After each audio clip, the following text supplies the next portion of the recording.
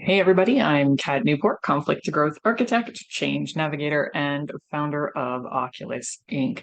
I'm a senior level manager with many years of experience in organizational development, change and risk management, training, coaching, and quality assurance. We're going on a journey today through navigating change in the workplace. Feel free to turn off your camera and grab lunch while I share insights for the next 30 minutes. Once the presentation is done, I will stop the recording so everyone can feel more comfortable and give you some time to ask questions and engage. So let's jump in. The QR code on the screen will give you access to the supplemental handout for this presentation. This presentation speaks to engaging your teams in a culture of innovation, iteration, and change. The handout will give you practical ideas on how to recognize your team's drive and desire for change and keep that momentum towards your change goals high. Change can feel daunting, but with the right strategies, we can adapt and even thrive. Let's explore this journey together in 3 general topics. Number 1, how folks feel when confronted with change, the internal conflict, high-level discussion on how to manage change, and then some practical tips on how to have the smoothest change possible for you and your team. Change is more than just a shift in processes. It's a shift in mindset, and that can be met with some resistance. We'll be looking at what happens within the organization, within us, and within us, of course, that sometimes makes change a daunting prospect. There's always the iceberg effect, the fear of the unknown. Feeling stressed or anxious about what is new, completely natural as an individual, reluctance to step out of our comfort zone. We go to work kind of expecting the same thing day in, day out. And when faced with that uncertainty, many of us experience increased stress, increased anxiety, or simply a reluctance to step out of our comfort zones. It's a natural response, but it can hinder the process for change. So how do we work with that? Well, number 1 tip I'd put out there is to emphasize clear communication and information sharing. Feeling stressed or anxious about what's new often stems from a lack of information. You can combat this by ensuring communication is clear, timely, and provides detailed insights into the reasons behind the change, expected outcomes, and the steps involved. When employees are well informed, uncertainty is definitely reduced. Tip number 2 for fear of the unknown: gradual exposure and familiarization.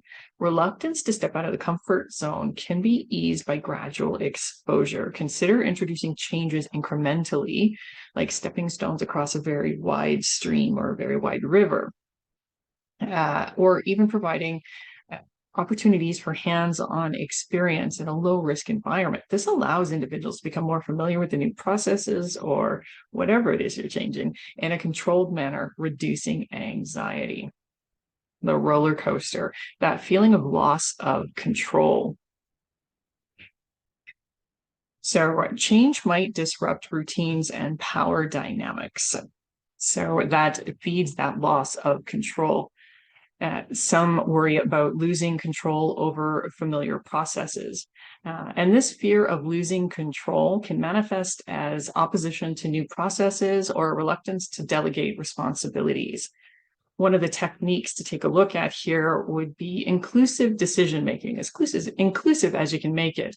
Change might disrupt established routines and power dynamics, leading to a perceived loss of control. So you can counteract this by involving employees in decision-making processes where possible. When individuals feel they have a say in the changes that affect them, they're more likely to embrace and support the new processes. The second technique for loss of control, to control that roller coaster: clear delegation and empowerment. Some worry about losing control over familiar processes. To address this, ensure clear delegation of responsibilities and empower employees to take ownership of specific aspects of the change so that they're changing themselves as opposed to feeling that the change is happening to them. This not only distributes the workload, which is a nice bonus, but it fosters that sense of control and accountability. my little alien there. The threat to the status quo, something that is strange. Change may be seen as a threat to current positions or responsibilities. Sometimes this resistance is subtle. It could be passive aggressive behavior, for example, or quiet pushback against proposed changes. It might not be out there in the forefront with flaming hair. One of the tips to manage this alien coming into the workplace is to highlight opportunities for growth and skill development of your team. Change may be seen as a threat to current positions or responsibilities, and you can counteract this perception by emphasizing how the changes provide opportunities for personal and professional growth. Offering skill development programs and showcasing career advancement possibilities can help with motivation and how individuals were looking at your change. Also encourage a culture of recognition. Resistance can be subtle, like I said, like that passive aggressive behavior. This subtle resistance can be counteracted by fostering a culture of recognition, acknowledging and rewarding contributions openly, whether through awards, shout outs, or other forms of public recognition. This positive reinforcement encourages a more supportive atmosphere. And that handout, that QR code that was at the beginning of the slides, links you to some ideas on how to do that. And I'll come back to that during the question period at the end. All right. Change involves not just external shifts, so shifts within the organization, but internal struggles too. So there's some psychological aspects that come into play. Cognitive dissonance, big fancy words. All that means is feeling uncomfortable when your beliefs clash with the changes. So addressing this conflict, the beliefs with the changes, will help for a smoother transition. How do we do this? One option is to facilitate open dialogue and discussion forums. Feeling uncomfortable when beliefs clash with changes requires a space to be made for open dialogue, and this includes discussing emotions. So conducting regular discussion forums or town hall meetings where employees can express their concerns and engage in constructive conversations. So this is a two-way thing, not just a here's your information moment. This helps address the cognitive dissonance through mutual understanding. Another technique for trying to find the way through the maze of beliefs is to connect the proposed changes to the core values of the organization. Why do people work for the organization? And tie those changes to the better outcome for the organization. So when employees see an alignment between their values and the upcoming changes, their cognitive dissonance or that uncomfortability is reduced, making the transition a little bit easier to swallow. When change comes, people very quickly move to loss aversion. What am I going to lose if something changes? People fear losses more than they're motivated by gains. So rewards are great, but we do have to address that fear of loss. How to do this? Frame changes positively as much as you can. For example, highlight short-term wins and positive outcomes, but not just short-term wins and positive outcomes. The quicker we can get some of those short-term wins or those easy wins in, it starts building that goodwill and comfortability. So, sorry, my thought train just derailed. There we go. Demonstrating early successes helps shift the focus from potential losses to tangible benefits, making sure individuals are receptive to the overall change. The other tip in loss aversion is to involve employees directly in decision making. We need to frame the changes positively and actively involve people in making decisions that are seen within the change. When people feel part of the decision, they're more likely to see the changes as positive steps taken collectively, again, as opposed to the change something happening to them. And this reduces the impact of loss aversion. Everyone's comfortable with what's familiar. As soon as we start throwing change in the mix, that comfort starts to go away. This unravels routines for people, and it can be uncomfortable for many folks. So, some ideas on how to work with that. Number one, provide transition and support resources. Because people love the familiar, we want to mitigate discomfort of change by providing one-on-one or group support and resources. This can include training sessions, workshops, coaching, or resources that guide individuals through the changes. The more supported your team or your organization feels, the more likely they are to embrace the unfamiliar. Technique number 2 here for familiarity: communicate the long-term vision. Make the future familiar. When employees understand the bigger picture and how the changes contribute to a positive future, not only for the organization, but for them as an individual or as a team, they're more likely to overcome that initial discomfort associated with that unfamiliarity. And last one for this slide is that emotional attachment. You see this a lot in change when folks come out and say, we've always done it this way. Some folks are emotionally attached to how things have always been. Acknowledging and addressing this emotional connection is vital. And I know I was raised as part of the generation of emotions don't belong at work. Emotions are always at work. And making sure that we're addressing them during a process of change is vital to the success of your change. So how do we do this as a leader? Create channels for employees to express their emotions about the changes openly. Provide a vent for the emotion. This could be through team meetings, group meetings, dedicated forums, feedback portals. Acknowledging emotional connection and then validating their feelings is the first step towards effective management of emotional attachments during the change cycle.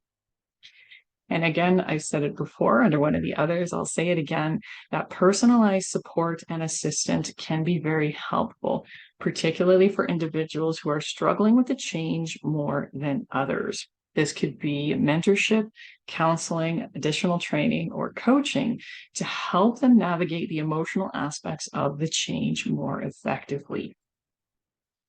So 4 challenges are up on the screen, and dealing with them is a mix of good communication, empathy, and strategies to ease fears and uncertainties. Organization. So let's shift gears and talk about managing organizational change. So we've talked about individuals, we've talked a little bit about teams. When we're talking about organizations, the first thing I would put on the table is build a culture of openness in your organization, particularly around the change. This is going to require clear and timely communication, specifically providing information about why the change is happening. And I know some things have to be kept inland and some things can be shared with an organization. Share as much as you can. Folks prefer more information than less information, and you'd be surprised how well folks react when you give them as much as you can. Being transparent reduces that uncertainty and starts building trust in the organization, openness in the organization, and in the leadership and the change. During a change cycle in an organization, leaders should be approachable. They should be accessible. Regular meetings and open forums help address questions directly. Some of the best change conversations I've ever seen actually happen in a hallway when 2 folks are passing one another and the leader is open and willing to engage with their colleague and their employees in such an intimate manner. Encouraging dialogue and feedback. Actively listen to concerns and the feedback, not only to improve your change process, but this two-way communication is ensuring a continuous exchange of information. We have these communication plans and they're big and they're robust, but there's always things that don't come across. They don't get picked up by folks. So making sure that there's a dialogue. Oh, I didn't hear you say this. You'd never know that that didn't hit unless you had that dialogue. So encourage that dialogue and feed.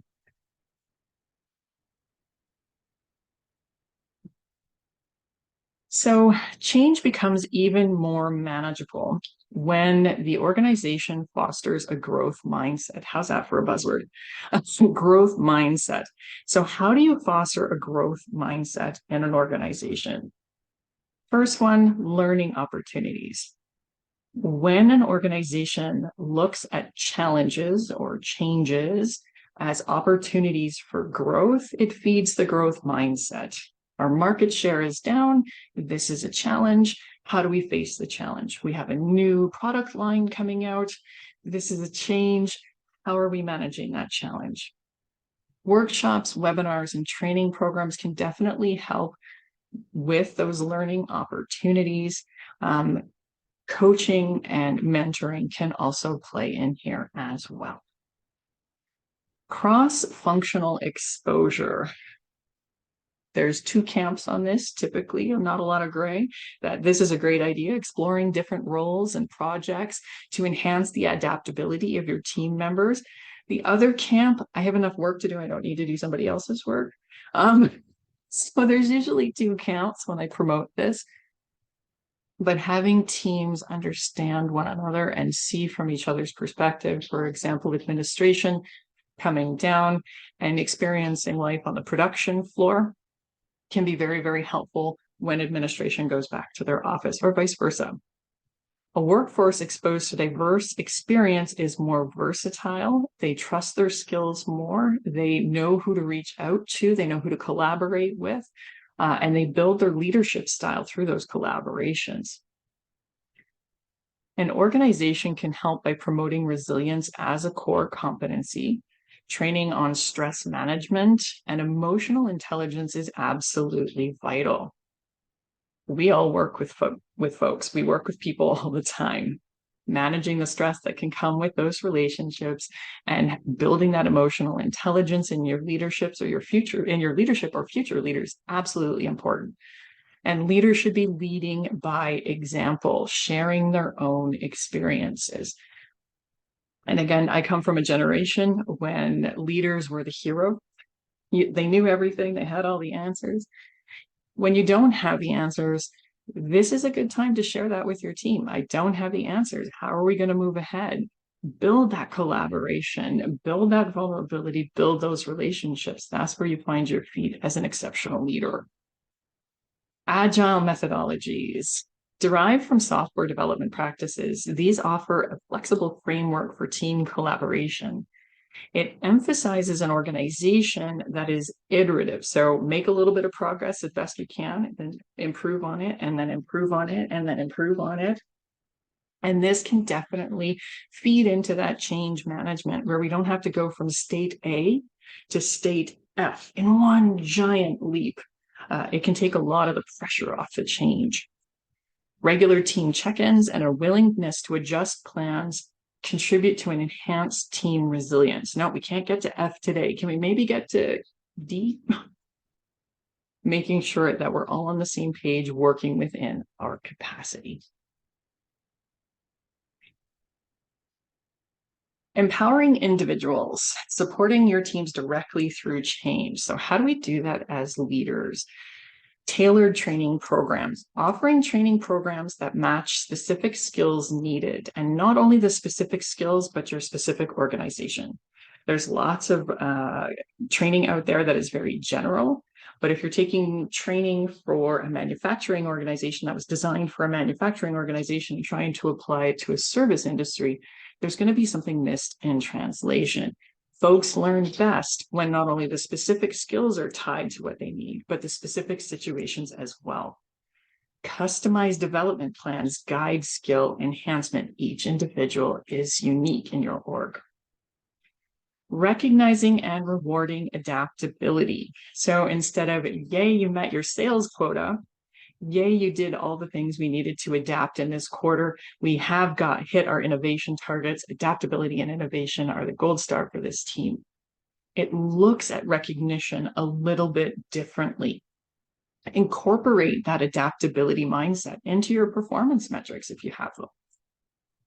Leadership coaching. So leaders are developed in collaboration. No leader develops in a silo or a cell all by themselves going, yes, this is my philosophy. You actually get to your leadership style through that self-awareness, and a coach can definitely help with that. They can also help with navigating change, identifying areas for improvement, and holding individuals accountable for their action steps. Cross-functional learning. We talked a little bit about this as well. And here I want to talk a little bit about leaders engaging in cross-functioning experiences. I found in my career that leaders who understood how different jobs were done had a holistic understanding of the organization and subsequently made better decisions.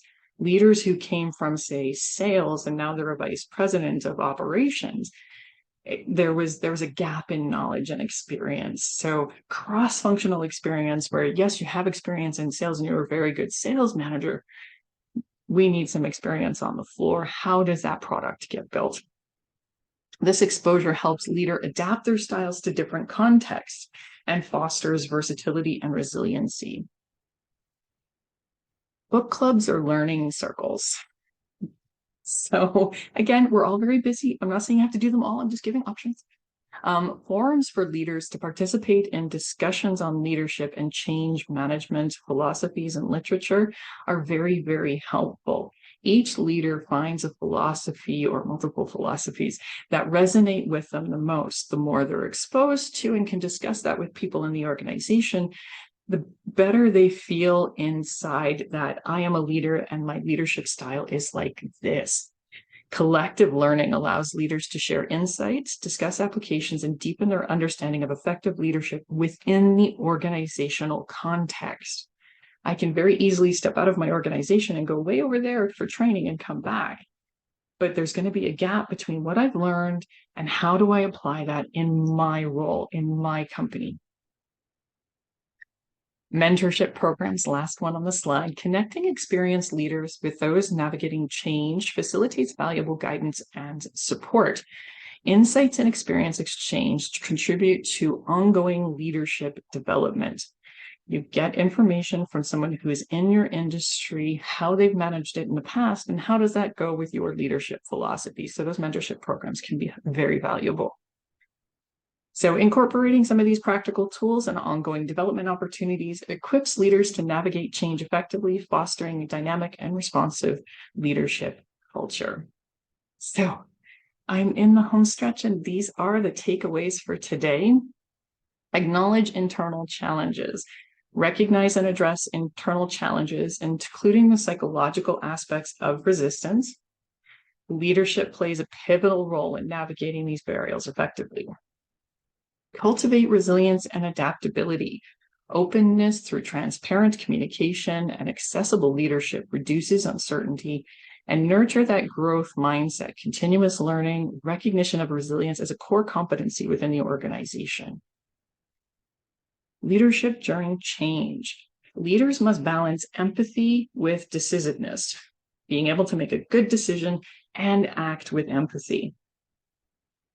Effective communication consistent with messaging and proactive addressing of concerns as opposed to waiting for it to blow up builds trust and maintains a unified narrative within the organization. Cultivating resilience in teams, acknowledging and addressing team anxieties, taking a look at those group dynamics, and recognize the informal leaders on the floor. Peer-to-peer guidance of how to get through change can also be a valuable resource. And of course, practical leadership tools, utilizing change management software, stakeholder analysis, and scenario planning streamlines the change process and gives people things to grab onto to make it a little less, where are we going? Frameworks like resilience training, SWOT analysis, agile methodology, they all equip teams to cope with change. And remember, leadership is not one and done. I am a leader, and therefore this is good enough. ongoing leadership development, both self-driven and supported by the organization through coaching, cross-functional learning, book clubs, mentorship, feedback mechanisms, contributes to a dynamic leadership culture. So in conclusion, adopting these strategies positions organizations to thrive amidst evolving landscapes and emerging opportunities.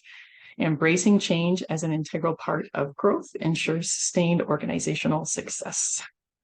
And that's it. And I'm 2 minutes before the half hour, which is pretty good. So my contact information is up on the board. If you want to get a hold of me, my email is there. My social media handles are also there. I'm starting to get much better at the socials, as is my website. So feel free to reach out. I am going to stop the recording so we can have a Q&A period. Just let me get my other screen up and running here. Beastie.